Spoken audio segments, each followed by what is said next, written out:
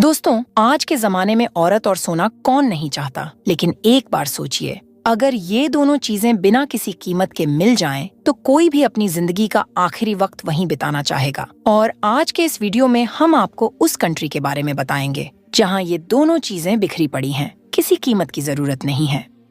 तो friends, north Africa का एक अरब कंट्री है मॉरिटानिया, और इस कंट्री में दुनिया का सबसे बड़ा लेडीज डिवोर्स मार्केट लगता है। यहाँ तक कि सोने की खान भी मिलती है। इस कंट्री में करीब 45 लाख लोग रहते हैं। यह देश 28 नवंबर 1960 को फ्रांस से आजाद हुआ। यह देश अरब का ऐसा देश है जिसके बारे में लोग बहुत कम जानते हैं। ये लोग दुनिया की सबसे विनम्र नेशन में से एक हैं। ये भी बाकी ब्यूटीफुल कंट्रीज की तरह एक है। मॉरिटानिया के रिसोर्सेस में से एक है फिशरी रिसोर्स। यहाँ की मछली दुनिया की सबसे महंगी मछली के तौर पर दुनिया भर में निर्यात की जाती है। ये नोआदीबू सिटी में मॉरिटानिया का सबसे बड़ा पोर्ट है। इस बंदरगाह पर एक साथ इतनी नावें देखकर आसानी से अंदाजा लगाया जा सकता है कि मछली का भंडार इस देश की अर्थव्यवस्था पर कितना असर डालता है।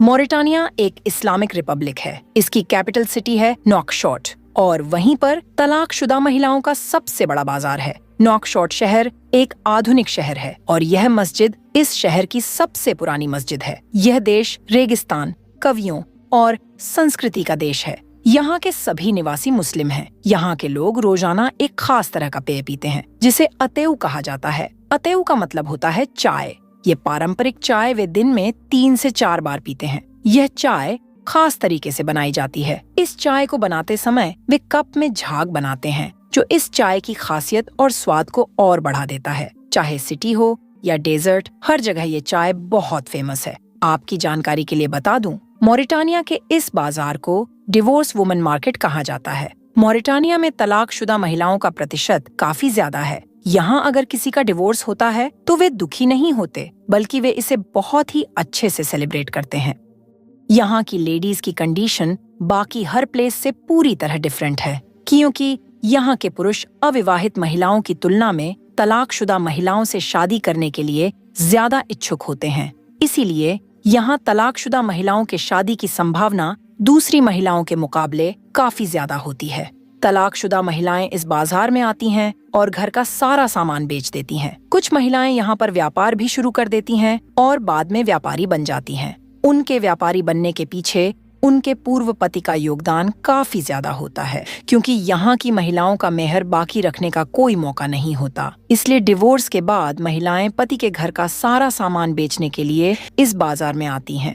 यहाँ की महिलाएं सबसे ज्यादा अट्रैक्टिव तब होती हैं जब उनका डिवोर्स होता है। एक महिला ने कहा कि डिवोर्स आपके लिए दुख की बात हो सकती है, लेकिन हमारे लिए ये बहुत खुशी की बात है। यह डिवोर्स हमारे लिए बहुत ही सामान्य बात है। डिवोर्स हमारे लिए एक तरह का इनकम सोर्स भी है। हम इसे इसी तरीके से देखते हैं। एक महिला तलाक के बाद व्यापारी बन जाती है और खरीद बिक्री शुरू कर देती है, जिससे उसकी आर्थिक स्थिति में काफी सुधार होता है। डिवोर्स उसके लिए कोई प्रॉब्लम नहीं है। अगर उसका तलाक हो जाए तो यह कोई बड़ी बात नहीं है। ये बस एक रिलेशनशिप का एंड होता है, फिर कोई और आता है और उस लेडी से शादी कर लेता है। जब एक महिला का तलाक होता है तो उसे बहुत सारे शादी के प्रस्ताव मिलते हैं। वह उन्हीं में से किसी एक से शादी कर लेती है। शायद ये न्यू हस्बैंड उसके साथ लंबे टाइम तक रहे या फिर जल्दी भी चला जाए। शायद कुछ समय बाद चला जाए, और अगर ये हस्बैंड चला भी जाए तो फिर कोई और उसकी लाइफ में आ जाएगा। लेकिन ये लेडीज भी अपने पुराने हस्बैंड के मुकाबले अपने नए हस्बैंड को ज्यादा इम्पोर्टेंस देती हैं। वहीं नए पति भी उनके पुराने पतियों की तुलना में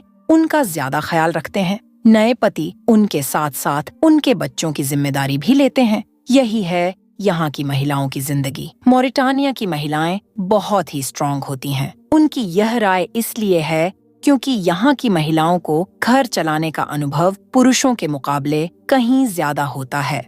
मॉरिटानिया के व्यापारिक संसाधनों में सबसे महत्वपूर्ण संसाधन है लोहा। वर्ल्ड की सबसे लंबी ट्रांस सहारा ट्रेन से ये लोहे ट्रांसपोर्ट किया जाता है। यह ट्रेन पूर्वी जोराट शहर से नोआदीबू शहर के सबसे बड़े बंदरगाह तक जाती है। वहाँ से ये ग्लोबली लोहा, कॉपर, फॉस्फेट और सोना एक्सपोर्ट करते हैं। यहाँ के रेगिस्तान में सोने की खान छिपी हुई है। इस देश का 90% हिस्सा रेगिस्तान है, जो मूल रूप से सहारा रेगिस्तान का हिस्सा है। सहारा रेगिस्तान दुनिया का सबसे बड़ा और गर्म रेगिस्तान है, जो अल्जीरिया, मोरक्को, मिस्र, ट्यूनीशिया, लीबिया, सूडान, माली, चाड और नाइजर तक फैला हुआ है। 2016 में एक व्यक्ति ने यहाँ भाग्य से सोना खोज लिया और तब से यहाँ सोना खोजने का काम शुरू हो गया है।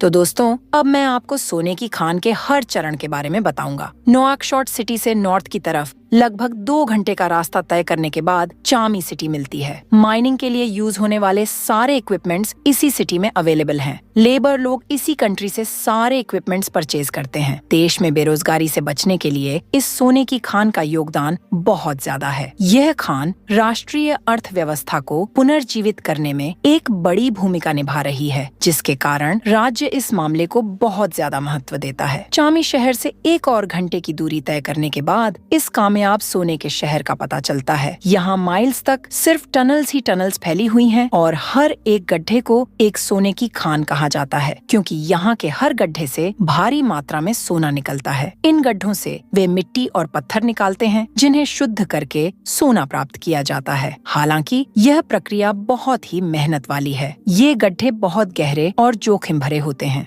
इस व्यक्ति का नाम मौल्य है। यह व्यक्ति कई सालों से सोने की तलाश का काम कर रहा है। वह लगभग 600 से 700 बार इस गहरे गड्ढे के अंदर गए हैं। वह अधिकतम 48 मीटर गहरे गड्ढे में उतरे हैं सोना निकालने के लिए। अब वो हमें दिखाएंगे कि कैसे वो होल के अंदर से सोना निकालते हैं। ये लोग कभी कभी 2-3 दिन तक इसी गड्ढे में रहते हैं, वहीं खाते हैं और वहीं सोते हैं। वहाँ टॉयलेट भी है। ऐसा कहा जाता है कि उस गड्ढे के अंदर माइनर्स का अपना एक शहर है। वे गड्ढे के अंदर उतरते समय खाने के साथ साथ अपनी जरूरी चीजें भी साथ लेकर जाते हैं। एक एक गड्ढे के अंदर वे और भी कई गड्ढे खोदते हैं। दोस्तों, यहाँ जो पत्थर आप देख रहे हैं, इन पत्थरों के बीच ही सोना छुपा हुआ है। यह व्यक्ति पत्थरों को देखकर ही समझ जाता है कि कहाँ सोना होने की संभावना है। यहाँ से वह कुछ पत्थर इकट्ठा करते हैं। देखिए दोस्तों, यहाँ साफ साफ सोना दिख रहा है। बाद में इन पत्थरों को ऊपर लाया जाता है और उन्हें शुद्ध किया जाता है। जब किसी गड्ढे में काम होता है तो उस गड्ढे के ऊपर एक पंखा और पॉलिथीन के जरिए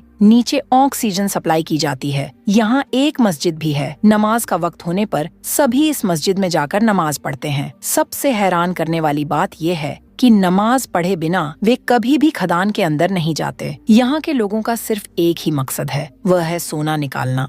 इन सोने को शुद्ध करने के लिए एक पूरा शहर है जिसका नाम है अल्केमी। यहाँ वे पहले पत्थरों को तरल में बदलते हैं और इस तरल पत्थर को पानी में मिलाया जाता है और उसमें पारा भी मिलाया जाता है, क्योंकि सोने के साथ पारा बहुत तेजी से प्रतिक्रिया करता है। फिर इन्हें छाना जाता है और वहाँ से सोना निकाला जाता है। दोस्तों, यह था मॉरिटानिया देश के बारे में कुछ अद्भुत जानकारी। इस कंट्री के बारे में आपका क्या ओपिनियन है, नीचे कमेंट में बताइए और इस इंफॉर्मेटिव वीडियो को लाइक करें और सबके साथ शेयर करें। अगर आप इस चैनल पर नए हैं तो इंडियन व्यूज चैनल को आप भी सब्सक्राइब करें और हमारे साथ जुड़े रहें।